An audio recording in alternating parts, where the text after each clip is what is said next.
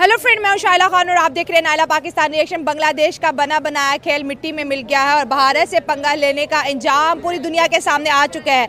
हुआ कुछ यूँ है कि मोहम्मद यूनुस के खिलाफ जो है बांग्लादेश की टेक्सटाइल इंडस्ट्री के जो गारमेंट वर्कर्स हैं वो हज़ारों की तादाद में रोड्स पर आ चुके हैं, जैसे कि आपको स्क्रीन पर नज़र आ रहा है। 20 से ज़्यादा लोग इंजर और कई लोगों के हलाक होने की भी खबर आ चुकी है। उनका डिमांड ये है कि मोहम्मद यूनुस यहाँ से निकल जाए।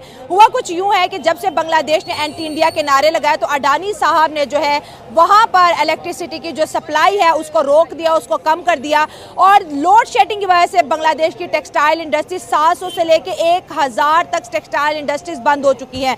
और अगर हम बात करें अडानी साहब की तो झारखंड के अंदर जो प्लांट है जो बांग्लादेश को इलेक्ट्रिसिटी सप्लाई करता है उसने जो है बांग्लादेश को जो सप्लाई है वो रोक दी है, कम कर दी है, जिसकी वजह से बांग्लादेश में पॉलिटिकल क्राइसिस तो थे लेकिन अब इंडस्ट्रियल इकोनॉमिकल क्राइसिस भी आ गए हैं। और क्या बांग्लादेश की सरकार मोदी साहब से जैसे बार बार मिलने की कोशिश कर रही है तो क्या वो माफ़ी मांगना चाहते हैं? क्या मालदीव की तरह बांग्लादेश को एहसास हो गया कि वो इंडिया के बगैर नहीं चल सकते? और जिस तरह से नारे लगाए जा रहे हैं ऐसे लग रहा है बहुत जल्द मोहम्मद यूनुस को यहाँ से जाना पड़ेगा, क्योंकि हमने देखे हैं जब भी कोई कंट्री या हमसाया मुल्क इंडिया के इर्द गिर्द जो इंडिया के खिलाफ होता है कुछ ही टाइम के बाद ऐसा रजीम चेंज होता है कि वो गवर्नमेंट को वहाँ से जाना पड़ता है और ऐसी गवर्नमेंट बनाई जाती है जो इंडिया के फेवर में हो सकता है। ये रॉ की भी साजिश हो सकती है। सो आवाम की तरफ बढ़ते हैं और जानते हैं उनकी राय। अब इंडिया जो है वो मजीद उनको तंग करेगा और ये जो अभी शेख यूनुस साहब हैं इनको मजीद इनका जो तख्ता इक़्तिदार से इनको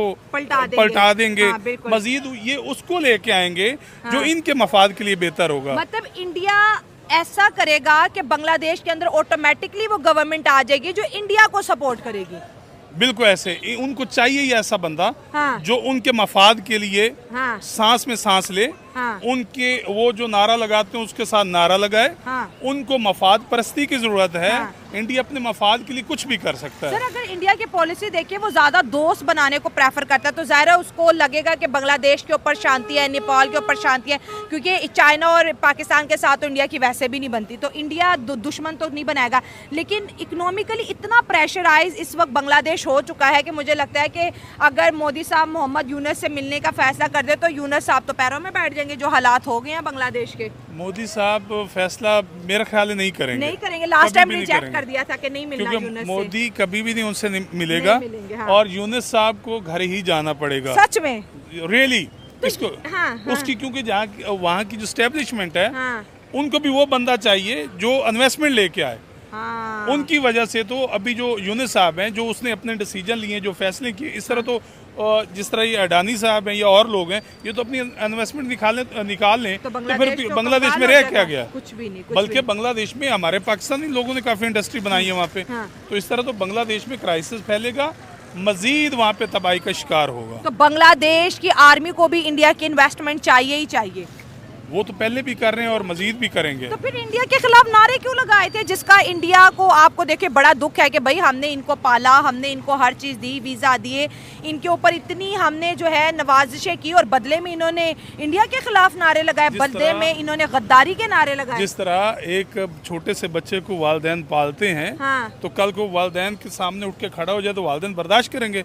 वो तो उसको देश निकाला देंगे, उसको घर से निकाल देंगे। तो अब इंडिया भी वही उनके साथ कर रहा है, उनको अपनी औकात पे ला रहा है।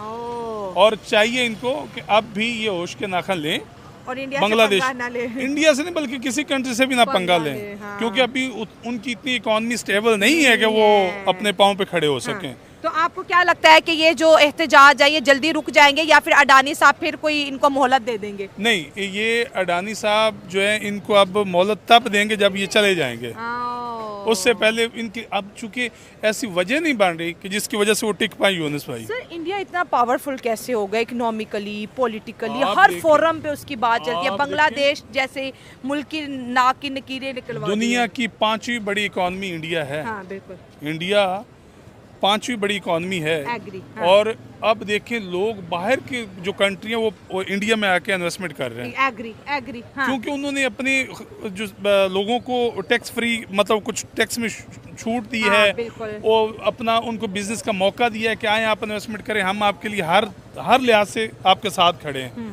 और वहाँ की इन्वेस्टमेंट, वहाँ पे लोग जाके इन्वेस्टमेंट कर रहे हैं और उनका मुल्क खुशहाल हो रहा है दिन ब दिन। अभी आपने देखा होगा एक दो दिन पहले इंडिया ने बयान दिया कि अगर पाकिस्तान हमारे साथ दोस्ती रखे तो इनको IMF से कर्जा लेने की जरूरत ना पड़े। तो इसका मतलब ये कि वो हमें ही कह रहे हैं। हालांकि आप देखिए पाकिस्तान वो मुल्क है जो कि कुछ साल पीछे चले जाएं तो ये कर्जा देने वालों की लिस्ट में था।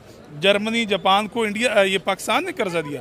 आज हम बाहर के मुल्कों से कर्जा ले रहे हैं। कोई भी बड़ा कंट्री है, उसके मफाद के साथ या उसके अगेंस्ट जाएंगे तो वो वक्ती तौर पे आपको दबाएगा, दबाने की कोशिश करेगा। उसके सबसे जो एक सॉलिड वेपन होता है उसके पास, वो इकोनॉमिक होता है कि आप इकोनॉमिकली जो किसी को वीक कर लें या सैंक्शन लगा दें उस पर, ठीक है, उस पर पाबंदियाँ लगा दें, वो ट्रेड की सूरत में हो, कोई एड की सूरत में हो, किसी भी सूरत में हो, उसको फाइनेंशियली आप वीक कर दें तो फिर आप उससे अपने मुतालबे जो मनवा सकते हैं वापस अपने ट्रैक पे लेके आ सकते हैं।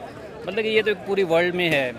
जैसे ईरान पे बहुत सारी सैंक्शंस हैं, ठीक है, और पाकिस्तान पे हैं।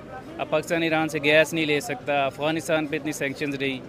क्या है कि जब भी आप किसी बड़े कंट्री के मफाद के अगेंस्ट जाएंगे तो इस तरह की प्रॉब्लम्स तो आएंगी। मतलब आप ये कह रहे हैं कि जो बांग्लादेश है वो इंडिया के खिलाफ गया तो उसको सामना, क्योंकि अडानी साहब ने तो उनको प्रॉपर बिजली देना बंद कर दिया कि पहला लोन दे, और उस लोन में से भी वो $150 मिलियन ही चुका पाए हैं। अब ये कि जो बांग्लादेशी थे वो इंडियंस के ज़्यादा करीब थे बनिस्बत के पाकिस्तानीज़ के, क्योंकि उनके लिए बॉर्डर भी ओपन था, बहुत सारी उनकी ट्रेडिंग भी थी, लोकल ट्रेडिंग भी। जैसे हम नहीं क्रॉस कर सकते इंडिया का बॉर्डर, हम जा नहीं सकते, हम इंडिया के साथ, लेकिन बांग्लादेशी जाते थे। एजुकेशन बांग्लादेश के अंदर रिजीम जो चेंज हुआ उसमें इंडिया के खिलाफ नारे क्यों लगे, और इंडिया ने अब जो बांग्लादेश की रस्सियां खींची हैं, बिजली की सप्लाई कट होगी, टेक्सटाइल इंडस्ट्रीज उनकी बंद होगी, मोहम्मद यूनुस के खिलाफ लोग जैसे शेख हसीना के खिलाफ निकले थे उसके लिए निकल आए। क्या सबक हासिल होता है इन तमाम चीज़ों से कि कितनी बड़ी पावर है पड़ोसी? इंडिया तो इस वक्त वैसे इकोनॉमिक पावर है क्योंकि बहुत ग्रो कर रहा है। दुनिया मानती है अब इसको? दुनिया मानती है अब उसको, क्योंकि इंडिया का हाथ है। मतलब किसी भी कंट्री की डेवलपमेंट में, मतलब कि आप मिडिल ईस्ट में ले लें, सारा उसके हाथ में है, ठीक है। और इसी तरह अब उसकी इंडस्ट्री IT इंडस्ट्री है या उसकी ऑटोमोबाइल इंडस्ट्री है, बहुत ज़्यादा ग्रो कर रही है। दुनिया में उसका शेयर है, मतलब कि उसकी गाड़ियाँ जा रही हैं, उसके IT एक्सपर्ट जा रहे हैं, उसकी इंजीनियरिंग की एक एक्सपर्ट है वो जा रहे हैं। अब डेफिनेटली एक बड़ी इकोनॉमिक पावर है। अब वो छोटी जो कंट्रीज़ होती हैं, जो नेबरिंग कंट्रीज़ होती हैं, उनके अंदर भी उनके मफाद जुड़े होते हैं। कोई डिफेंसिव होते हैं, डिफरेंट काइंड्स के होते हैं, वो अपने कोई ना कोई मफाद ले रहे होते हैं, या कोई सस्ती लेबर ले रहे होते हैं, या कोई सस्ती प्रोडक्ट ले रहे होते हैं। तो जब अब जो पहली हुकूमत थी हसीना वाजिद की, डेफिनेटली कोई ना कोई उनको कोई बेनिफिट दे रही होगी। अब उसको नज़र आ रहा होगा कि जो नए आने वाली है, जो रजीम चेंज हुआ है, तो उसमें टोटली एंटी ना मिले, वो एंटी इंडिया है, ठीक है, थोड़ा सा प्रो इस्लामिक कह सकते हैं, इस पॉइंट के हैं। इस वजह से उनको टफ टाइम, उनको लग रहा है कि शायद हमारे ना हालात ख़राब हों, तो इसलिए वो टफ टाइम दे रहे हैं कि शायद ये लोग ना मान जाएं, दोबारा उसी पे आ जाएं कि जैसे हम 8 पे चल रहे हैं, IMF की 8 पे, बांग्लादेश में भी 8 पे चलना, अमेरिका बीमा में चल रहे हैं। तो वो जारी बात है, इंडिया डेफिनेटली चाहेगा। इंडिया की तो ये भी कोशिश है कि पाकिस्तान उसके मातहत होकर चले। हाँ, इंडिया तो कहता है, इंडिया ने कल भी कहा था कि कश्मीर छोड़ दो, IMF से ज्यादा लोन दे देंगे। तो जैसे श्रीलंका है, वो भी इंडिया का सपोर्ट है। बांग्लादेश को भी इंडिया का सपोर्ट था, बिल्कुल ऐसा ही है। भूटान देख लें, सारा कुछ कोई भी है नेबरिंग, वो जारी बात। ये सिस्टम यहाँ से स्टार्ट हुआ था कि जब बांग्लादेश पाकिस्तान से लैदा हुआ था, more than 93,000 of our soldiers surrendered, and that too through the India, और इंडिया के थ्रू आए थे। और ये भी कहा जाता है कि इंडिया के जो सोल्जर्स हैं उन्होंने हमारे सोल्जर को समोसे खाने को दिए थे, because they were so hungry that they did not have anything to eat। ये हिस्ट्री में है। इंडिया ने समोसे दिए थे हमारे सोल्जर्स को एज दे वर स्टार्विंग। ठीक है, बांग्लादेश में हुआ था, बांग्लादेश लैदा हुआ था, और वो जो भी जुल्म हुआ था बांग्लादेश पे, वहाँ पे रेप हुए थे around 10 million women, around 10 million women were those who were raped this is just the history books of around the world speaks, ठीक है। not the मुताले Pakistan says. ठीक है। लेकिन खैर whatever the reason बांग्लादेश अलहदा हुआ था, I believe वो सही हुआ ठीक था है, ना? इंडिया की सपोर्ट से बना, ठीक है। बिल्कुल इंडिया की उसमें सपोर्ट थी सर वो कोटे का। कोटे का मेरी ऑडियंस को सब पता है। बात ये है कि मोहम्मद यूनुस ने इंडिया से बिगाड़ी, आज बांग्लादेश की आवाम मोहम्मद यूनुस के खिलाफ खड़ी हो गया। अडानी साहब ने बिजली की सप्लाई जो है कम कर दी है, लोड शेडिंग कर दी है। इंडिया के बगैर क्या बांग्लादेश चल पाएगा? मैडम देखा जाए तो क्यों नहीं चल सकता? अगर ये रेवोल्यूशन है equivalence to the 17th century French revolution, तो बांग्लादेश क्यों नहीं चल सकता? हाँ। अगर वो it kind of a replicate to the revolution that happened back in 1971, वो भी तो एक तरह की सर ये रेवोल्यूशन थी। क्या रेवोल्यूशन है कि एक जो है पॉलिटिकल जो है क्राइसिस, इकोनॉमिकल क्राइसिस की तरफ शिफ्ट हो गए हैं और दोबारा से लोग, आज भी 2 लोग के मरने की खबर है। आप ये देखें कि बांग्लादेशी जो अवाम है उसका मुतालबा क्या है। आप पहले उनका मुतालबा देखें, वो क्या कह रहे हैं? वो ये कह रहे हैं ना कि इलेक्शंस कराओ दोबारा। हाँ। वो यही कह रहे हैं कि दोबारा इलेक्शंस कराओ। अब जो हमारे जो टेक्नोक्रेट कैपेसिटी में आए मोहम्मद यूनुस, टेक्नोक्रेट कैपेसिटी में as a Nobel prize winner, हाँ, whatever the authority is holding right now, he is having the same strategy as of the हसीना वाजिद। उसकी भी तो सेम स्ट्रेटजीज है। अगर लोग वहाँ के खड़े हो रहे हैं, जुल्म के खिलाफ ही खड़े हो रहे हैं, बेशक। अब देखिए मैडम, कहीं पे भी जब जर्मनी के साथ क्या हुआ था, लेकिन ठीक सर है, देखिए आप ये हम ये देखें। कह रहे हैं कि रिजीम चेंज होता है तो बांग्लादेश में तो खुशियां मनानी चाहिए। पहले उन्होंने इंडिया के खिलाफ नारे लगाए, जब इंडिया ने एक एक करके सारी नेमतें ये उनसे सवाल छीनना देखिए, शुरू देखिए, कर दी हैं, ये तो अब वो सवाल- दोबारा से कह रहे हैं कि मोहम्मद यूनुस को भगा दो, क्योंकि अब उनसे वो सख्ती बर्दाश्त नहीं हो रही। मेडिकल वीजाज प्रोसेसिंग इंडिया ने स्लो कर दी है, जो बॉर्डर मैडम, क्रॉस करते थे वो स्लो हो गए मैडम हैं। देखिए, हाँ। जब खुशियाँ आती हैं ना, तो खुशियाँ हैं रेवोल्यूशन के एक तरह से खुशियाँ हैं, हाँ। लेकिन उसके साइड इफ़ेक्ट्स भी हैं। ठीक और है। साइड इफ़ेक्ट्स आते हैं इंस्टेंटली, जो आजकल आ रहे हैं। मैंने सुनने में आया around many of hundreds of the textile industry got shut, हाँ, ऐसा है। 1000 हो गई हैं शट डाउन हो गई हैं। लेकिन this is not the end. The point is this is not the end, the people are standing, this is the point.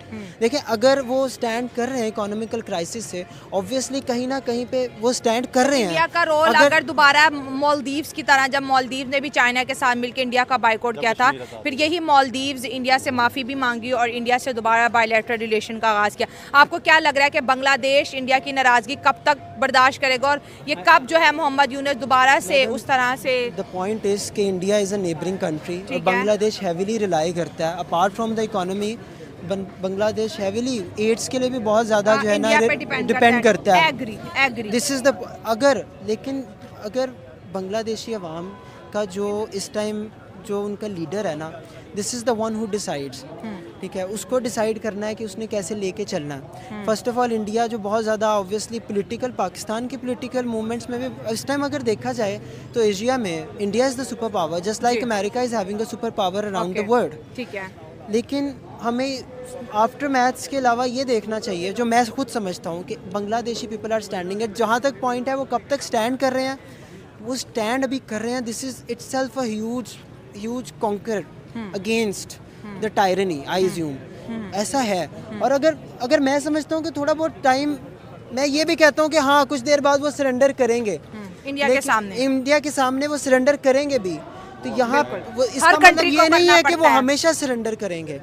They will improve themselves. देखें, they will improve themselves. Sir अगर India की investment सारी अगर बांग्लादेश से निकल जाती है तो बांग्लादेश फिर से वो उसका करेंसी वो 2% की हो जाएगी, आपको पता ही है, क्योंकि बांग्लादेश के अंदर बहुत ज़्यादा हाई इन्वेस्टमेंट्स इंडिया की है और इंडिया के अंदर नेशनलिज्म पूरी दुनिया को पता है कितना ज़्यादा है। जब उनके स्टेट के खिलाफ बांग्लादेशियों ने नारे लगाए, जब हिंदुओं के ऊपर उन्होंने जिस तरह से स्ट्राइक्स की, जिस तरह से हिंदुओं को उन्होंने जिससे बोलते हैं मंदिर डिमोलिश किए, हिंदुओं को मारा पीटा, अब जा रहे इंडिया तो कहीं ना कहीं उनको इग्नोर करेगा ना। अब जब इंडिया इग्नोर करे, अब बांग्लादेशियों की चीखें नहीं कर रही है, तो जब बर्दाश्त नहीं कर सकते सामने वाले का जवाब, तो पंगा क्यों लेते हो? मैडम देखिए इंडिया रिलीजियस हम लोग अगर देखा जाए तो अभी जो आपने कहा कि वहाँ पे मंदिर डिमोलिश हो रहे हैं, वो तो एक रिलीजियस आफ्टर मैथ है ना। हाँ, लेकिन रिजीम चेंज के बाद हुआ ना।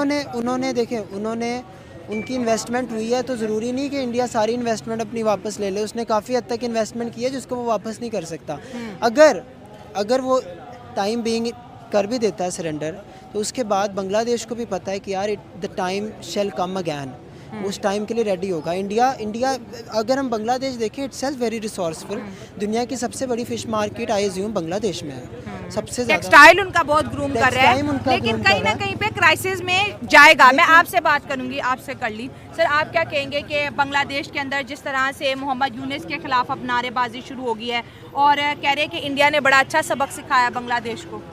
जी, सबसे पहले तो ये कि सबसे पहले बांग्लादेश ने बहुत अच्छा काम किया। अच्छा काम किया जी, उनके स्टूडेंट बड़ा अच्छा काम किया। जी, क्या देखें, काम किया? शेख हसीना वाजिद जैसे भाई बता रहे थे कि 20 साल पे बैठी हुई है। हाँ, ठीक है। आपको सबसे पहले मैं बताऊं, जिस मुल्क में जमहूरियत नहीं ना, वो मुल्क कामयाबी नहीं है। हाँ, सबसे डेमोक्रेसी पहली इम्पोर्टेंट है, एग्री। हाँ, जी, सबसे पहले डेमोक्रेसी होगी तो मुल्क चलेगा। ठीक है, हाँ। अगर वो 20 साल से बैठी है, कुछ नहीं कर रही, लोग उससे उकता गए हैं तो वो सड़कों पे आए हैं। हाँ। ये बहुत अच्छा किया उन्होंने, उसे निकाला है। अच्छा। अब अगर वो आया वो क्या नाम है उसका, जो भी है मुझे नहीं मोहम्मद आइडिया। यूनुस आया है। मोहम्मद यूनुस आया है तो वो डिक्टेटर मोहम्मद जी, यूनुस। हाँ। अब वो क्या डिमांड कर रहे हैं इलेक्शंस की। हाँ। इलेक्शन जरूरी है इंडिया में और इंडिया नहीं, बांग्लादेश में। बांग्लादेश में। और हाँ। रही बात कि बांग्लादेश स्टेबल होगा कि नहीं, स्टेबल हो ही जाता है। ईरान को देख लें, उस पर पाबंदियाँ हैं, कैसे स्टेबल है। आज उसने इसराइल पे कल रात को हमला किया, किस बिना पे किया? सारी मुल्क से उसकी ट्रेड कोई भी नहीं है, लेकिन हाँ, फिर भी वो sanctions हैं जी, उसके ऊपर। फिर भी वो इंडिपेंडेंट चल ही रहा है ना, जी, हाँ, ठीक है, हाँ। करेंसी उसकी लो है, लेकिन फिर भी वो हाँ। सब कुछ अपना कर रहा है मसला ना। ये है कि बांग्लादेश के एक तरफ देखिए म्यांमार है उसकी और बांग्लादेश की नहीं बनती, जैसे हमारी और इंडिया की नहीं बनती।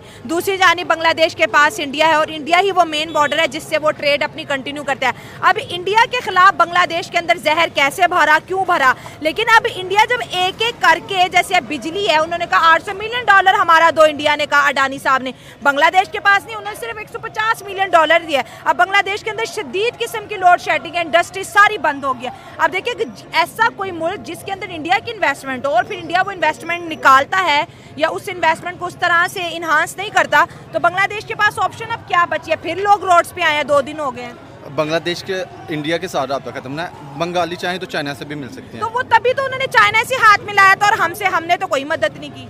हमारे पास कुछ क्या है तो मैम? चाइना ने भी नहीं की ना फिर। चाइना, ये तो देखें एक लहदा मसला है ना। अगर इंडिया नहीं कर रहा तो बाकी ऑप्शंस नहीं खत्म हो रही। हाँ। सबसे पहली ये बात है कि जो करवा रहा है अमेरिका करवा रहा है। अच्छा, अमेरिका के बिना कुछ नहीं हो रहा दुनिया में। पाकिस्तान को भी अमेरिका बोलेगा तो सब कुछ होना है। हाँ, जो करवा रहा है अमेरिका करवा रहा है। हाँ, तो अगर वो इंडिया की ऑप्शन नहीं है उनके पास, पाकिस्तान के पास तो कुछ वसाइल ही नहीं है, पाकिस्तान की अपनी बिजली नहीं पूरी हो रही। हाँ, तो हम क्या करेंगे? तो मोहम्मद यूनुस तो पाकिस्तान के साथ जी, जो है हाथ बहुत- मिला रहा है और पाकिस्तान की गवर्नमेंट कह रही है हम बांग्लादेश में इन्वेस्टमेंट करेंगे। कर लो गाल। तो कर सकते हैं IMF से लेके ना, डायरेक्टली ना करें, इंडायरेक्टली तो कर सकते हैं ना। लेकिन अच्छी बात है अगर बांग्लादेश और पाकिस्तान के रिलेशंस अच्छे हो गए तो अच्छी बात है। खिते में एक और बांग्लादेश तो कह रहा है पाकिस्तान के साथ मिलके एटम बम बनाऊंगा, फिर वो बम से इंडिया को डराऊंगा। जी, एटम बम तो हमारे पास भी पड़े हुए हैं, लेकिन क्या है, इंडिया डरता तो हमसे भी नहीं है। एटम बम बनाने से थोड़ी डरते हैं। हमारे पास भी तो पड़े हुए हैं, वो डरते हैं नहीं डरते हैं? इंडिया नहीं डरता एटम बम से। नहीं डरता। सारा पाकिस्तान तो ने डराता रहता है इंडिया को, हमारे पास एटम बम है, कश्मीर खाली कर दो। हाँ? जी जी, 1 मिनट में बटन दबाया पूरा इंडिया तबाह हो जाएगा। वही बम है ना आपके पास में। जी जी, बिल्कुल ऐसे। वो 1 मिनट ना आया ना वो बम चला है। अल्लाह करे ना ही आए। बन गया ना एक्चुअली। देखें, इंडिया ने प्रोग्रेस की है, तरक्की कर रहा है। साउथ एशिया में सबसे आगे कौन है? इंडिया। उसकी सबसे पीछे पीछे मत जाए ना, मेरे फ्रेम से आउट निकल रहे हैं। हाँ ठीक है, हाँ हाँ। साउथ एशिया क्या बात कर रहे हैं?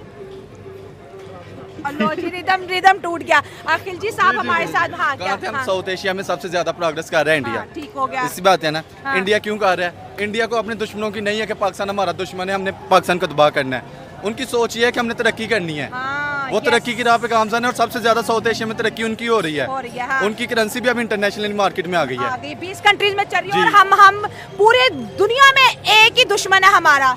जी, हम इंडिया हमारा दुश्मन है, इंडिया से हम हाथ नहीं मिला सकते। देखें, इंडिया तरक्की कर रहा है, हमें भी अब चाहिए कि हम भी तरक्की बिल्कुल करें, तरक्की yes। करें, अमन का हाथ बढ़ाएं, सुलह से रहें। कितने में तरक्की इसी तरह मुमकिन है। नहीं तो ट्रेड करें, अब जंगे जी, छोड़ें, जंगे छोड़ के अब हमारा मसला जंगों से निकल चुका है। हाँ। अब एटम बम वाली ये स्टोरी सारी खत्म हो गई है। ये पुरानी मुतालिया पाकिस्तान में ठीक थी। अब नई मुतालिया पाकिस्तान लिखनी चाहिए। जी, अब बदलने का वक्त आ गया क्या है। बात देखें, है, हाँ। हम ही यूथ हैं, हमने सब कुछ बदलना है। अगर पुरानी सोच ही लेके चलेंगे तो फिर तो कुछ नहीं ना हो अच्छा, सकता। पाकिस्तान की जो नई यूथ है, जो नई सोच है, वो इंडिया के बारे में क्या सोचती है? चलो मुझे ये बताओ। जी, पर्सनली मेरा जो एक्सपीरियंस है, इंडिया से हमें दोस्ती करनी चाहिए ताकि खिते में हम भी उनके साथ मिलकर तरक्की कर सकें। और सबसे बड़ी बात, अगर अमन होगा तो तरक्की होगी। जब तक हम सुलह निकाल लेते, अमन से नहीं रह सकते, हम कुछ भी नहीं कर सकते। ज़ाहिर है अमन होगा तो वो डिफेंस बजट भी कम होगा जी। और वो आवाम पे लगेगा। जी, ये फिर बात आपके और हमारे बच्चे भी पढ़ पाएंगे। जी, ये बात अगर मैं नहीं कर सकता क्योंकि लाहौर में रहना भी है, थोड़ी सी भी खुल के बात होगी तो आपको कल कहीं नजर भी नहीं आऊंगा मैं। नहीं नहीं नहीं, आप इकोनॉमी में दम है उसकी बात सुनते हैं बिल्कुल और बांग्लादेश इंडिया की टक्कर नहीं सह सकता। नहीं सर, ये डेफिनेटली नहीं सह सकता। आपको क्या लगता है जल्दी जल्दी सॉरी कर लेनी चाहिए हालात जो, क्योंकि इतने ज़्यादा क्राइसिस हैं कि अब जो टेक्सटाइल वर्कर है वो बेचारे रोड पे आ गए हैं। 700 से 1000 इंडस्ट्री बंद होना ये कोई बहुत बड़ी बात है, बहुत बड़ी बात है। क्योंकि हजारों इवन कि पाकिस्तान की टेक्सटाइल इंडस्ट्री जाके वहाँ पे सेटल हुई थी, क्योंकि यहाँ पे जो एनर्जी के क्राइसिस थे उस वजह वहाँ से, पे उनको हाँ, ठीक है। अच्छी यानी कि अच्छे बेनिफिट्स मिले, उनको सस्ती बिजली वगैरह मिली, उनको लेबर सस्ती मिली। बहुत सारी पाकिस्तान की इंडस्ट्री वहाँ पे शिफ्ट हुई, पाकिस्तानी वहाँ पे काम कर रहे हैं। डेफिनेटली उन पे भी इफेक्ट आएगा, उनके लिए भी प्रॉब्लम है। बेहतर तो यही है कि क्योंकि वो कहते हैं ना कि दरिया में रहना तो मगरमच्छ तो फिर दोस्ती तो करनी पड़ेगी, तो बैर लेके जो नहीं है, नहीं चाइना को आंखें दिखाना शुरू कर दें तो समझ ले कि हमारा भी हाल बुरा होगा। हम नहीं दिखा सकते क्योंकि चाइना तो बांग्लादेश इंडिया को आंख नहीं दिखा सकता, तो यही चीज़ है। जितनी जल्दी समझ जाए उतना ही बेहतर है। पाकिस्तान से ज्यादा मतलब इंडिया एस्टेब्लिशमेंट की इम्पोर्टेंस ये है कि अगर पाकिस्तान इकोनॉमिकली उनके साथ टाई स्ट्रॉन्ग करता है तो हमारे मुल्क की कई हद तक गुर्बत खत्म हो जाएगी। और अगर हम बाइकआउट करते हैं जैसे बांग्लादेश ने किया, हमने किया, तो देख ले हम रोड पे आए हुए हैं। देखिए, सबसे पहली बात तो ये है कि हमें चाहिए, या इंडिया या पाकिस्तान या कोई भी कंट्री, अपने हमसाया मुल्कों के साथ अच्छे ताल्लुकात रखे। यही तो वो भी कह रहे थे, इंडिया भी उनके साथ ट्रेड करे, कुछ चीज़ें वहाँ से ले, कुछ चीज़ें वहाँ पे भेजे, तो फिर मुल्क की माइशत बेहतर हो सकती है। अब बांग्लादेश के पास वो कह लें कि थैले से बिल्ली निकालने वाली बात है, उनके पास है ही कुछ नहीं, तो फिर वो क्यों इस तरह करेंगे? फिर इंडिया को आंखें दिखा रहे हैं जिनका फर्क ही नहीं पड़ता। हाँ। इंडिया एक बहुत बड़ी कंट्री है। अब इंडिया उनसे तो नहीं ना मतलब भीख मांगेगा, इंडिया से तो वो मांग रहे हैं। बिल्कुल। तो उनको चाहिए कि अपना आराम से जिस तरह निज़ाम बंदे चल के रहा पुत्र बन है, जाए। बंदे के पुत्र बने और होश के नाखन लें, ताकि अपने मुल्क को बेहतर सीमत में लेके चलें। और जबरदस्त सर, बहुत अच्छा लगा आपसे बात करके। Thank you so very much ji, आपका भी शुक्रिया।